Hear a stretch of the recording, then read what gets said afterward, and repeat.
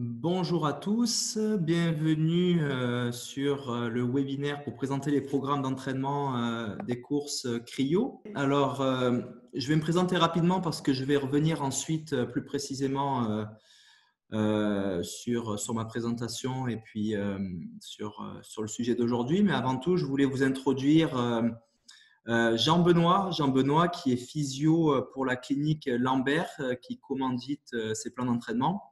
Alors, je vais lui laisser la parole et ensuite, on recommencera ensemble. Jean-Benoît, je te laisse la parole.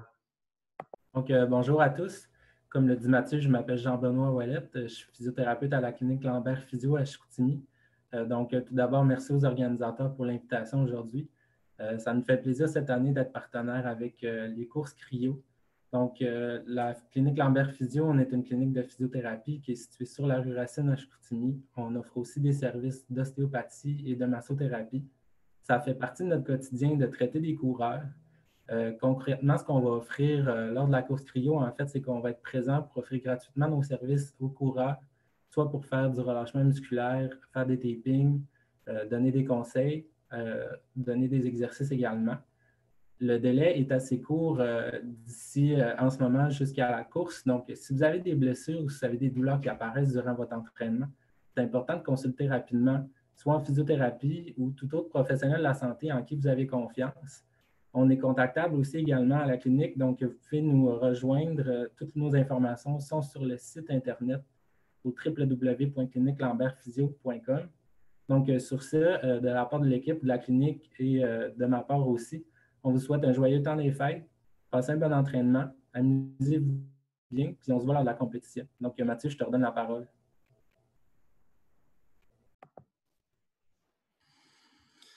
Merci Jean-Benoît pour cette introduction. Je voulais vous mentionner aussi que parmi les participants ici aujourd'hui, nous avons Katia Bourgault qui est responsable de l'organisation des courses CRIO. Alors, elle n'interviendra pas directement dans le webinaire. En revanche, elle est connectée pour les questions-réponses. Alors, s'il y a des questions-réponses qui touchent de près ou de loin la logistique de l'événement, c'est elle qui y répondra directement par écrit. Mais je tenais à vous mentionner qu'il est quand même préférable pour les questions liées à la logistique de contacter directement l'organisation par courriel ou par téléphone. Donc, je vais vous partager la présentation. Hop.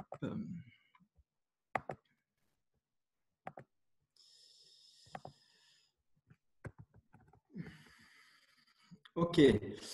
Alors, je reviens sur ma présentation. Donc, je m'appelle Mathieu Blanchard. Je suis athlète et entraîneur avec donc l'organisation Unis pour le sport. On est une équipe d'athlètes entraîneurs.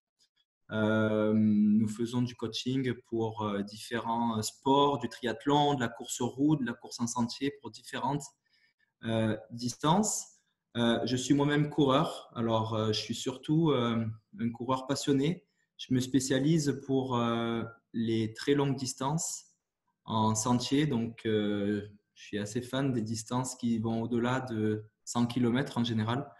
Alors, j'aime pas trop cette appellation-là, mais c'est vrai que parfois, il m'arrive de courir un peu plus vite que les autres sur les courses. Donc, on m'a donné une casquette de coureur élite, mais je préfère me définir comme un coureur passionné.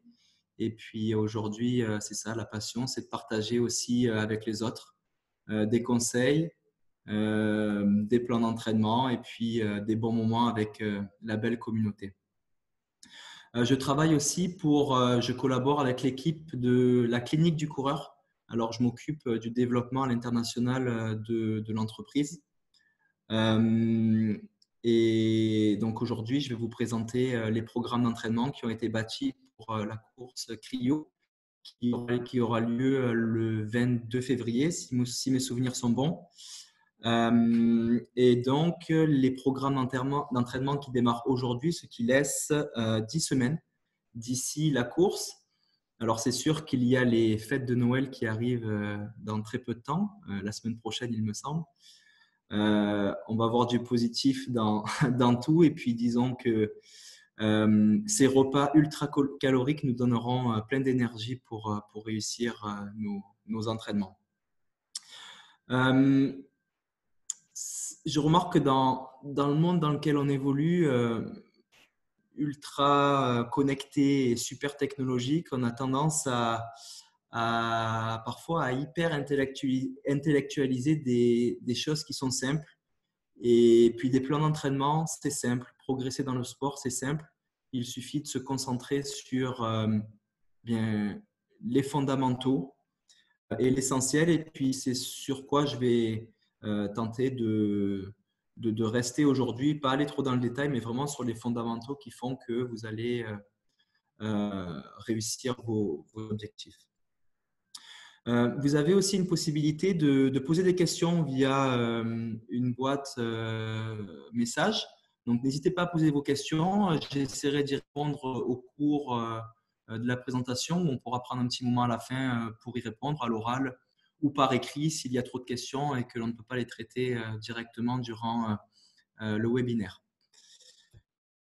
Aujourd'hui, vous présenter pourquoi avoir un plan d'entraînement. C'est la question de base. Je vous donnerai quelques conseils généraux. Donc, encore une fois, généraux, je l'associe à des conseils fondamentaux parce que d'un conseil, on peut vous en donner des centaines. Mais ce qu'il faut vraiment retenir aujourd'hui, je vais vous le partager. Vous trouverez dans vos entraînements des vitesses, des zones d'entraînement avec différentes vitesses qui vont de 1 à 5. Je vais vous expliquer plus précisément à quoi elles correspondent, ainsi que des niveaux de difficulté qui sera en fin de compte votre échelle de perception pour voir l'intensité qu'il faut mettre dans vos entraînements. Je vais vous présenter les types d'entraînements que vous allez faire qui vont exploiter différentes filières énergétiques. On va s'attarder sur les phases clés de votre préparation puisque s'entraîner, ce n'est pas partir tous les jours, courir le plus longtemps et le plus vite possible jusqu'à ce que fatigue nous arrête. Donc, il y a une certaine progressivité dans la charge d'entraînement et puis je vais vous expliquer ça. Et puis on gardera un petit moment à la fin pour répondre aux différentes questions. Alors, avoir un plan d'entraînement. Donc, avoir un plan d'entraînement, l'objectif principal, finalement, c'est ce que l'on voit au centre de ce schéma, c'est maximiser vos chances d'être prêt le jour J et on peut dire aussi plus communément de réussir votre objectif. Alors, l'objectif est vraiment personnel puisque chacun vient avec son propre bagage. Certains vont peut-être commencer à courir. D'autres sont déjà des coureurs avertis. Alors, certains auront l'objectif de simplement finir la course, d'autres de se classer dans le premier tiers, deuxième tiers, troisième tiers, ou d'autres aussi de courir la course dans un certain temps. Mais là, encore une fois, c'est difficile puisque c'est un petit peu comme dans les courses en sentier, quand on s'engage sur des événements avec un impact météorologique très fort, en l'occurrence ici, une course qui va se faire sur neige ou sur glace, dans des températures très froides et de nuit. C'est difficile d'évaluer le temps que l'on va faire. Il ne faut pas comparer ces temps de 10 km route ou 32 km route avec ce que l'on va faire, ce que l'on va projeter pour cette course-là. Un plan d'entraînement va vous donner aussi de la motivation. Donc là, le petit conseil que je peux vous donner, c'est ce que je fais personnellement et qui fonctionne très bien, c'est d'imprimer finalement vos plans d'entraînement et de les accrocher quelque part à votre bureau ou chez vous, sur votre frigo, où bon vous semble, et de cocher, lorsque vous avez fait un entraînement, de le cocher, de le rayer avec un feutre pour voir finalement ce que vous avez accumulé comme entraînement et qui fait partie de votre progression. Et lorsque vous vous rapprocherez de l'événement, en général, ce tableau coché vous aidera à mettre de côté le doute pour réussir votre objectif.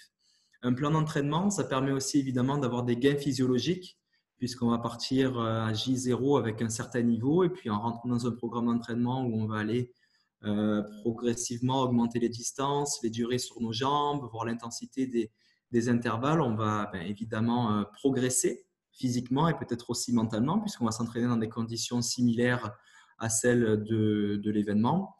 Et enfin, un point très important, c'est la réduction du risque de blessure. Alors, pourquoi la réduction du risque de blessure? Parce que les plans d'entraînement sont bâtis de manière à avoir une progressivité dans la charge.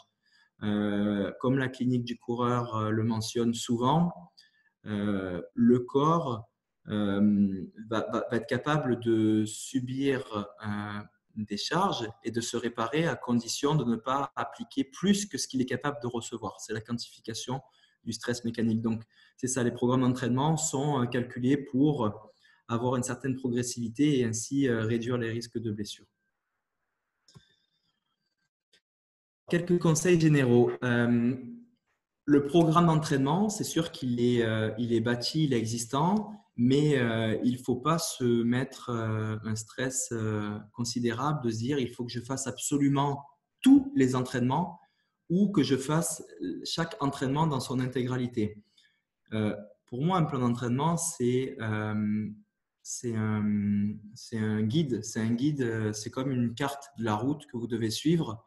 Mais ce n'est pas parce que vous n'avez pas fait 100% de votre plan d'entraînement que vous n'allez pas réussir votre objectif. Lorsque vous aurez fait vos 10 semaines d'entraînement, je considère que si vous avez fait au moins 60% du programme d'entraînement, vous allez réussir votre objectif. Si vous avez fait 80% de votre entraînement, vous avez de très fortes chances de réussir votre objectif. Et si vous avez fait 100% de votre entraînement, eh bien, je peux vous dire que je serai inquiet parce que finalement, il y a très peu de personnes, voire personne qui est capable de faire 100% du plan d'entraînement parce qu'on a tous nos contraintes personnelles. Un jour, on va avoir un coup de fatigue. Un jour, on va avoir un rendez-vous au restaurant avec des amis, une journée familiale, ce qui fait qu'on va sauter un entraînement. Donc voilà, je veux bien que vous reteniez que c'est un guide qu'il ne faut pas suivre à la lettre, qu'il faut adapter à vos conditions de vie personnelles. Conseil numéro 2, consulter un professionnel de la santé en cas de blessure. Alors, il faut bien différencier une vraie blessure d'inflammation et puis des douleurs, des petites tensions, on va dire, causées par la charge d'entraînement qui va évoluer. Donc, à vous d'un petit peu juger à ce niveau-là. Mais c'est sûr que si vous vous levez le matin avec des tensions très fortes, des douleurs, pendant votre entraînement qui évolue vers de plus en plus de douleurs, on peut commencer à suspecter un début d'inflammation ou de blessure et il faut consulter un professionnel de la santé. Ensuite, conseil numéro 3, se fier à ses sensations et écouter son corps. Le conseil principal que je peux vous dire, c'est que c'est votre tête qui va vous donner les signes s'il est bon d'aller courir ou pas le jour où vous avez votre entraînement. Si vous avez envie d'y aller, vous avez la motivation d'y aller, allez-y. Si vous avez des tensions, vous avez une journée difficile et qu'il est préférable pour vous d'avoir du repos chez vous, prenez du repos chez vous. C'est plus important que se faire du mal. Il faut que ça reste toujours dans le plaisir. Conseil numéro 4, bien s'échauffer avant de faire des intervalles. Alors, c'est vrai qu'il y a des sports qui sont intenses directement lorsqu'on démarre, on ressent le besoin de s'échauffer, c'est évident, mais la course à pied, il faut aussi bien s'échauffer avant de partir.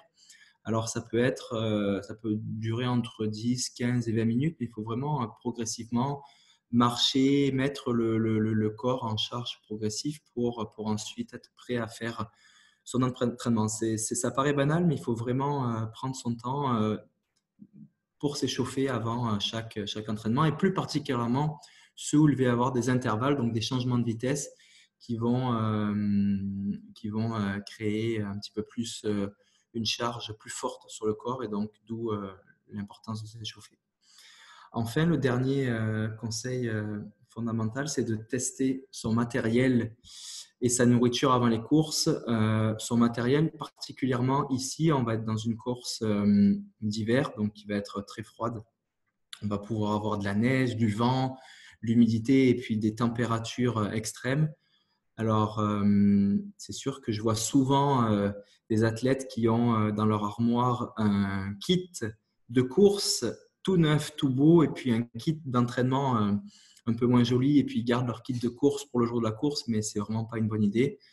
parce que finalement, trop froid ou au contraire trop chaud ou un frottement qui va venir s'installer quelque part va vous mener la vie dure pour réussir votre course. Donc, testez bien votre matériel pendant les entraînements et plus particulièrement lors des longues sorties en fin de semaine.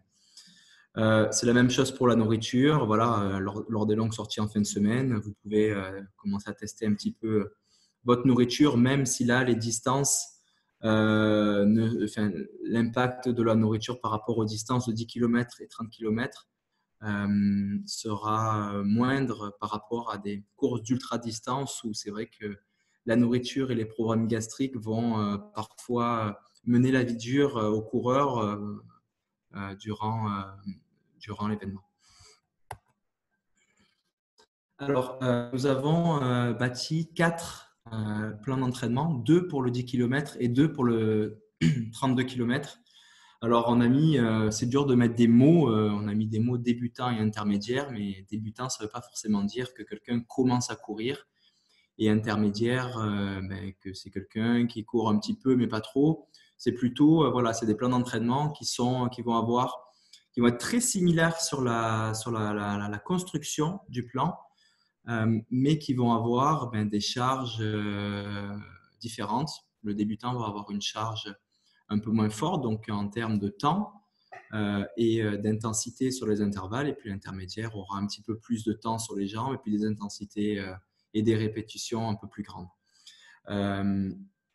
Alors, pour savoir où vous placez dans les plans d'entraînement, donc ceux qui sont inscrits au 10 km, évidemment, vous allez aller sur les 10 km et ceux du 32 sur le 32. Mais pour choisir entre les deux niveaux, vous avez en introduction des plans une petite phrase pour voir où se placer. Par exemple, pour le 10 km débutant, voilà, c'est quelqu'un qui est capable de courir 30 minutes en continu et qui est capable ou qui sort déjà depuis 1 ou 2 mois, 1 à 2 fois par semaine. Pour l'intermédiaire 32 km, par exemple, c'est quelqu'un qui serait capable aujourd'hui de courir 90 minutes, donc 1h30 en continu, et qui est capable de s'entraîner 2 à 3 fois par semaine depuis 1 ou 2 mois. Donc, c'est assez approximatif, mais c'est pour se donner une idée de quel plan choisir. Alors, c'est des vitesses, mais on a parlé de zones ici, Z1 plutôt que des vitesses V1, V2, etc. Parce que les plans d'entraînement sont basés sur des durées d'entraînement et non pas sur des kilomètres. Pourquoi on les a fait sur des durées d'entraînement? Parce que c'est un petit peu la même chose que pour la course en sentier. On ne peut pas finalement créer des plans d'entraînement basés sur la distance parce qu'en sentier, on va avoir les dénivelés.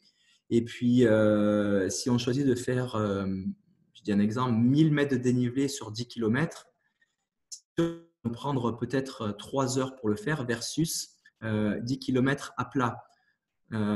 Pour la course cryo, on va avoir des conditions météorologiques difficiles, du froid, de la neige. Alors, c'est sûr que c'était difficile de choisir des kilomètres. Même pendant vos entraînements, peut-être qu'une journée, vous allez aller faire un 20 km par beau temps sur de l'asphalte avec une neige tapée qui va vous sembler beaucoup plus facile que 2 jours après, un 5 km, donc 15 km de moins, avec des conditions de neige, il neige, de la neige molle. Vous allez peut-être aller un petit peu dans les sentiers. Donc, finalement, dans des conditions météorologiques hivernales, ce n'est pas très pertinent de choisir un plan d'entraînement basé sur le kilomètre. C'est sûr que si vous voulez faire une course de route au sec, 5, 10, demi-marathon, marathon, on va baser nos plans d'entraînement sur des kilomètres et des vitesses, mais ici, on a choisi des zones.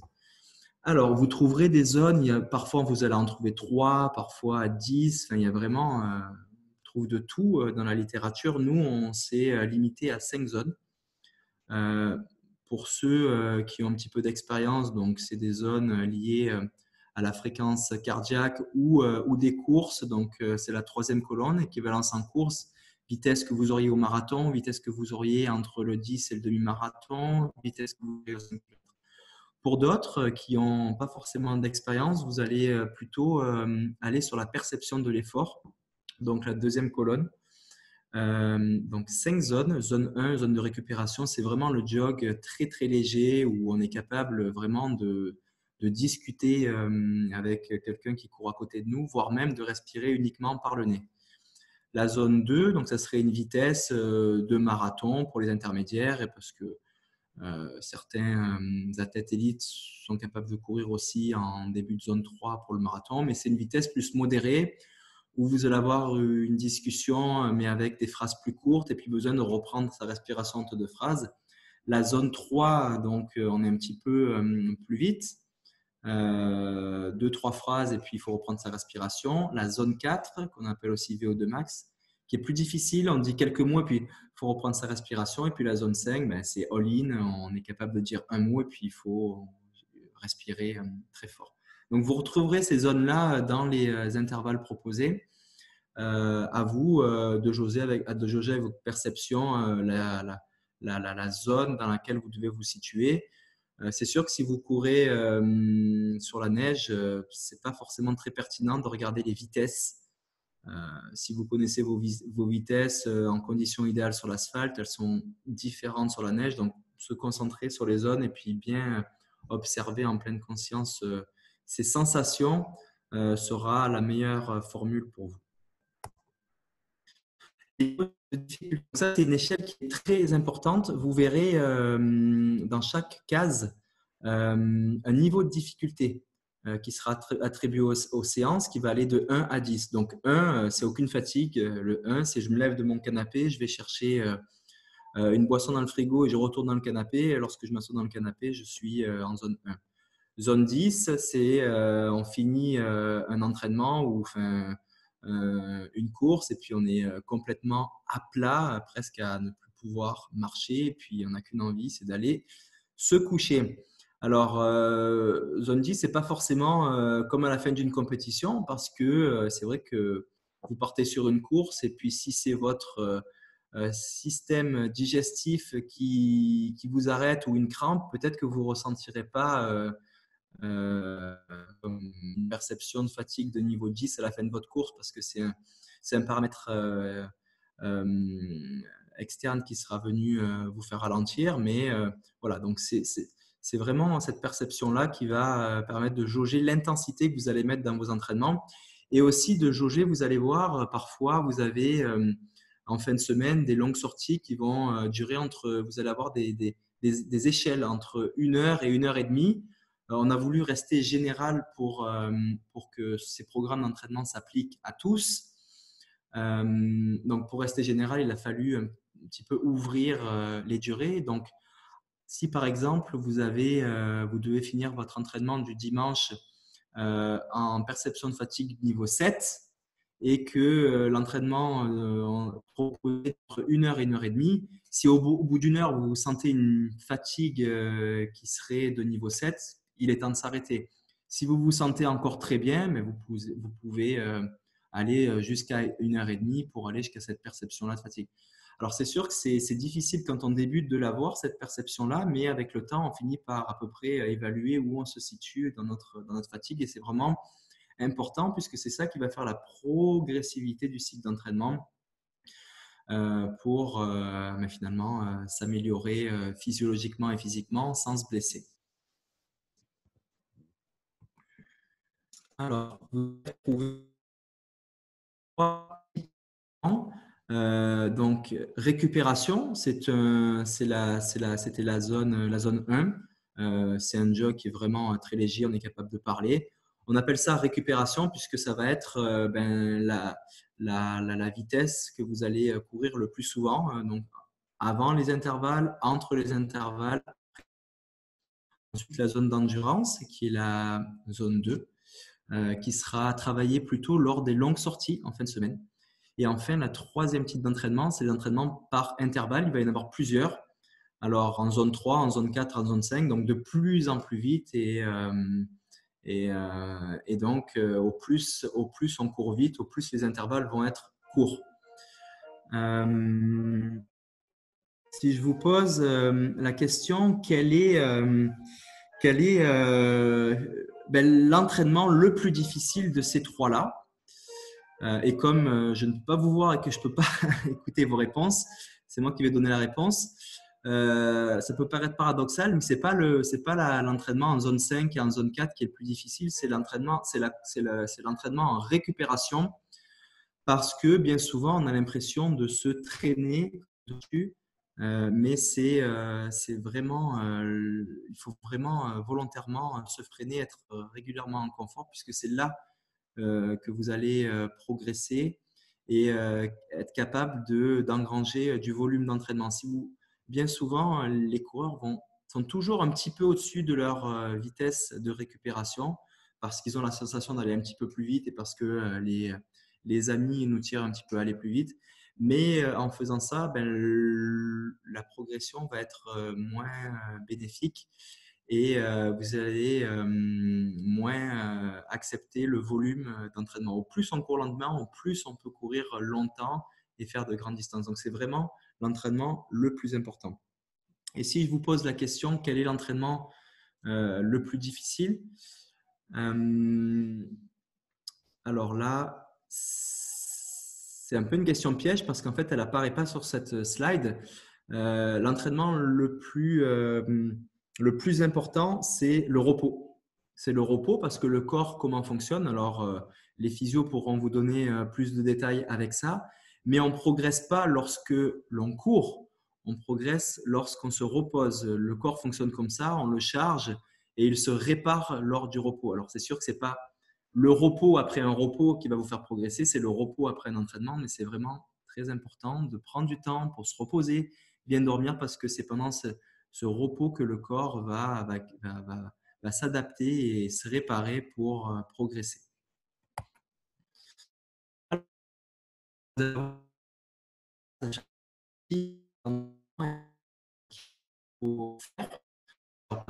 Type VO2, donc on va être ça va être des vitesses qui vont être assez rapides puisqu'elles seront en zone 4.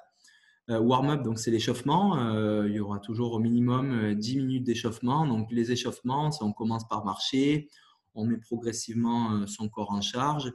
Vous trouverez sur Internet, si vous tapez les gammes A, B, C, D, comme les lettres, vous mettez A, B, C, D avec à côté warm-up ou échauffement course, vous allez trouver des gammes de course, montée de genoux, talons-fesses, qui permettent de mettre le corps, de préparer le corps à l'entraînement.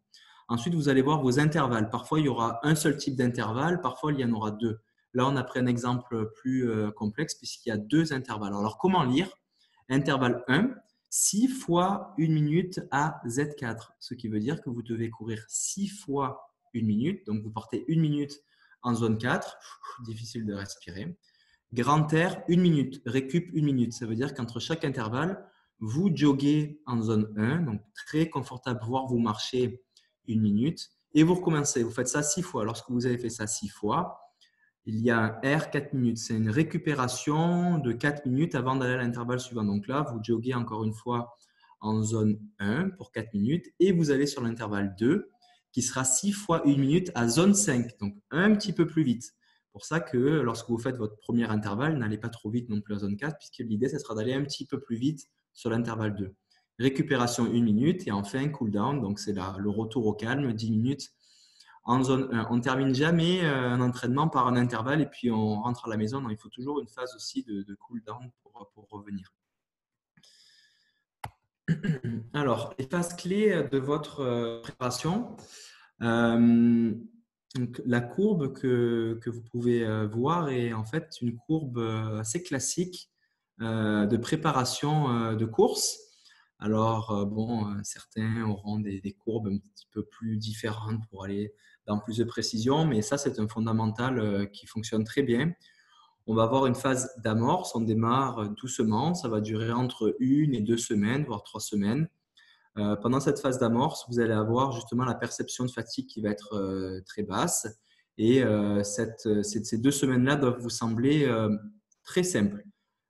Si vous finissez vos entraînements et que vous vous sentez très fatigué, que vous vous levez le matin très tendu, c'est que vous êtes peut-être allé un petit peu trop vite sur vos intervalles ou que vous courez un petit peu trop vite. Vous êtes peut-être en zone 2 pendant votre sortie et peut-être ralentir un petit peu votre vitesse.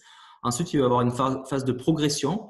Là, les durées d'entraînement et puis l'intensité des intervalles va progressivement augmenter. Vous verrez que les perceptions de fatigue vont aussi augmenter. Elles vont passer de 2, 3, 4 à 5, 6, 7. Évidemment, c'est une phase où, en ayant une charge plus forte, vous allez potentiellement ressentir plus de raideur. À vous, encore une fois, d'adapter à vos sensations et puis à vos conditions personnelles. Il n'y a aucun intérêt d'aller se faire mal.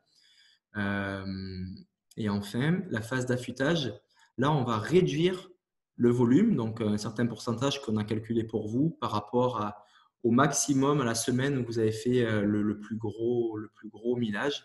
Une phase d'affûtage, on va réduire votre charge d'entraînement pour être prêt physiquement, mais aussi mentalement. En général, dans la phase d'affûtage, comme on a progressé, qu'on a eu une certaine acclimatation à un volume, tout d'un coup, on a beaucoup plus envie de courir pendant la phase d'affûtage. Donc, ça donne aussi, en plus d'un avantage physique, ça donne un avantage mental. Lorsqu'on s'aligne au départ, on a les crocs, comme on dit, pour partir fort. Voilà, donc on va rentrer dans la partie questions-réponses. Vous avez donc une petite boîte pour poser des questions Q et Q&R. Vous pouvez poser des questions ici et puis je pourrai y répondre. Je vais commencer par entraînement, nutrition, équipement. Faire un petit point sur l'équipement puisqu'il est quand même assez primordial pour cette course-là. Au niveau du froid, donc je pense que tout le monde connaît bien cette règle pour le haut du corps, cette règle des 3 couches. Une première couche assez près du corps en matériau synthétique qui va permettre d'évacuer l'humidité de la peau et de la passer par-dessus le vêtement. Une deuxième couche chaude, type polaire, pour garder la chaleur. Et enfin, une troisième couche plus de protection contre le vent et l'humidité, donc type Gore-Tex. Cette couche ne doit pas être 100% imperméable puisqu'il faut qu'elle évacue l'humidité. Alors, c'est ça finalement l'ennemi numéro 1 dans le froid, c'est l'humidité. À chaque fois que je sors courir, j'essaye de rester le plus au sec possible. Donc, c'est sûr que les vêtements avec des petits zips qui s'ouvrent au niveau du cou, ça aide à réguler. Alors, j'ai trop chaud, j'ouvre un petit peu mais l'idée, c'est vraiment de rester le plus sec possible, le plus longtemps possible parce que c'est l'eau. L'eau a une conduction 25 fois plus rapide que l'air et donc à partir du moment où on est mouillé, l'impact de la température sera beaucoup plus fort. Évidemment, on se protège les mains et la tête qui ont des déperditions plus fortes. Si je peux vous donner un petit conseil que j'ai fait au début quand j'ai commencé à courir dans le froid, c'est de prendre un papier et un stylo et avant de partir vous entraîner, de noter les conditions météorologiques que vous allez affronter en termes de température, quelle température il fait, la température ressentie, est-ce qu'il neige, est-ce qu'il neige pas, est-ce qu'il pleut, de vous habiller, d'aller courir et lorsque vous revenez, de noter les sensations de froid que vous avez eues. Et petit à petit, vous allez affiner votre choix de matériel et savoir en fonction de la météo qu'il y a dehors, l'épaisseur des 3 couches que vous allez choisir. Est-ce que vous allez prendre des gants plus ou moins gros, bonnet. Donc vraiment de noter à chaque fois lorsque vous partez la météo, comment vous vous habillez et puis les sensations que vous avez eues pour vous équiper. Enfin, un dernier conseil avec le froid, il faut partir en ayant froid. C'est normal. Lorsque vous quittez votre chez vous, il faut avoir cette légère sensation de froid parce que le corps, avec l'effort, va créer de la chaleur et vous allez avoir chaud. Si vous partez lorsque vous sortez et que vous avez déjà chaud, vous pouvez être certain que vous allez transpirer abondamment et puis être mouillé et avoir plus froid. Donc, partez toujours avec une légère sensation de froid. C'est normal, vous allez vous réchauffer après 15 minutes. Au niveau du matériel pour les pieds, alors c'est vrai qu'en hiver, on a le choix entre simplement les chaussures ou aller y mettre des crampons et enfin utiliser des raquettes. Quoi choisir le jour de la course? Je vous dirais d'amener les 3. et de regarder les conditions auxquelles vous allez devoir faire face le jour de la course. Est-ce que ça va être tapé? Est-ce qu'il aura neigé juste avant avec une grosse épaisseur de neige et il faut que je mette des raquettes? Ou au contraire, il n'a pas neigé depuis longtemps et puis il y a eu du vent et puis on est sur une couche de glace et donc là, je vais mettre des crampons. Ou voilà, ça va être à vous de choisir en fonction du jour J, des conditions que vous aurez. Évidemment, tout ce matériel-là, il faut l'essayer à l'entraînement et l'apprivoiser et pas l'essayer le jour J. Je vois des questions. Catherine, combien de fois par semaine est-ce qu'on devrait courir en raquette? Ça revient un petit peu sur ce que je viens de dire. C'est sûr que si il y a une possibilité que vous utilisiez vos raquettes le jour de la course, alors je conseillerais d'utiliser les raquettes au moins 20-30%, donc 2 fois par semaine les raquettes, et de varier les terrains aussi pour être sûr d'être prêt sur tout type de conditions que vous aurez le jour de la course. Donc peut-être un jour d'entraînement, choisissez une surface plutôt glacée avec des spikes, donc des crampons métalliques. Faites un entraînement sur de l'asphalte ou sur une neige tapée uniquement en basket et puis allez dans de la neige un peu plus molle avec les raquettes. Mais variez aussi les 3 équipements pour être prêt le jour de la course. Après, il y a aussi des préférences personnelles. Moi, je sais que j'aime pas beaucoup courir avec des raquettes ou des crampons, donc je m'adapte avec mes chaussures avec des crampons. Je réduis un petit peu mon amplitude, donc je fais des pas moins grands. J'augmente ma cadence pour avoir plus d'adhérence, ce qui me permet de courir sur la glace. Donc, c'est un petit peu à chacun de choisir en fonction de ses envies. Il faut que ça reste du plaisir. Au niveau du renforcement musculaire, as-tu des exercices spécifiques pour la course sur neige? La course sur neige, le renforcement musculaire, c'est sûr que si vous utilisez des raquettes, il va y avoir une demande cardiovasculaire plus forte. Donc, pour revenir sur la question précédente, il faut pratiquer. La course sur neige demande beaucoup plus aussi physiquement. Donc, il faut pratiquer régulièrement en dehors dans la neige et pas faire l'essentiellement de son programme d'entraînement sur tapis ou sur une piste intérieure. Il faut aller dehors et puis déjà, ça va être un renforcement musculaire naturel. Ensuite, au niveau du renforcement musculaire, comme dans tout type de course, même hors hiver, je conseille si vous avez peu de temps, de mettre l'accent plutôt sur la zone, la ceinture abdominale et bas dorsale. Donc, faire des séances d'abdominaux, de planches, c'est quelque chose qui va être très bénéfique pour vous dans ces courses. Il n'y a pas plus de questions pour aujourd'hui, donc n'hésitez pas à nous contacter à Uni pour le sport ou directement aussi du côté de la course cryo par email ou par téléphone si vous avez d'autres questions. Alors, si c'est des questions liées à la logistique, je laisserai à mes amis des courses cryo y répondre. Si c'est des questions plus liées au plan d'entraînement, lorsque vous allez le découvrir, eh bien, on se fera un plaisir d'y répondre. Je vais vous souhaiter plein de plaisir à cette course que j'aurais aimé beaucoup faire. C'est une course qui est unique en son genre, la course cryo. Moi, j'ai l'habitude d'aller courir un peu aux 4 coins du monde. Et sincèrement, j'ai jamais vu des courses aussi originales. Courir, traverser un lac sur la neige en plein hiver, de nuit, c'est assez fou. Et puis, vous avez une chance inouïe de pouvoir faire ça. Il y a aussi l'implication sociale au niveau de la fondation sur la pointe des pieds qui a la course. Personnellement, ça me touche beaucoup et puis ça devrait aussi vous toucher. On n'a pas tous la chance d'être en pleine santé et puis ce n'est pas acquis d'être en santé et de pouvoir faire du sport. Il y en a qui ne peuvent pas le faire par leur maladie ou leur handicap.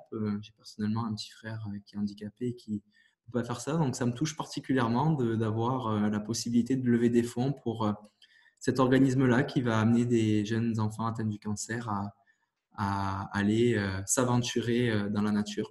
C'est très honorable. Avant de vous quitter, j'avais une dernière question de Jean-Pascal. Au niveau de l'alimentation, le jour de la course, matin, midi, Jean-Pascal, je te répondrai de rien changer, en fait, de faire la même chose que tu fais tous les jours au niveau de ton alimentation. c'est vrai que le sujet de la nutrition est très complexe et encore une fois hyper intellectualisé.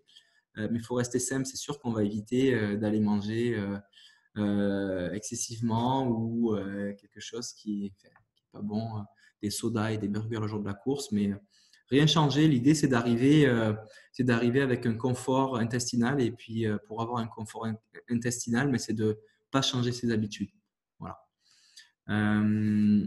Sur ce, je vais vous souhaiter une bonne journée et puis plein de plaisir dans cette progression. Vous allez voir que réussir vos objectifs, ça apporte beaucoup de bonheur.